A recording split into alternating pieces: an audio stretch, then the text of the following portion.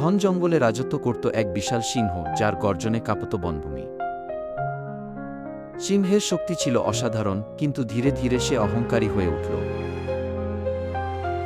সে কাউকে পরামর্শ নিতে দিত না, সবার ছোট ভুলে শাস্তি দিত।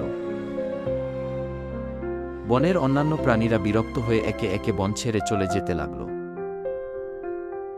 একদিন সিংহ চারপাশে তাকিয়ে দেখল বন ফাঁকা হয়ে গেছে। তখন এক বৃদ্ধ কচ্ছপ তাকে বলল, রাজা হওয়া বড় কথা নয়, মানুষের মতো ব্যবহার করাও রাজত্বের অংশ। সিংহ বুঝতে পারল নিজের ভুল। সে লজ্জিত হল ও ক্ষমা চাইল। সে ঘোষণা দিল, এখন থেকে সবাইকে সম্মান দেওয়া হবে, আর বন হবে সবার নিরাপদ আশ্রয়। সিংহ আবার রাজা হল, কিন্তু এবার অহংকার ছাড়া, সম্মান আর ভালোবাসার মাধ্যমে।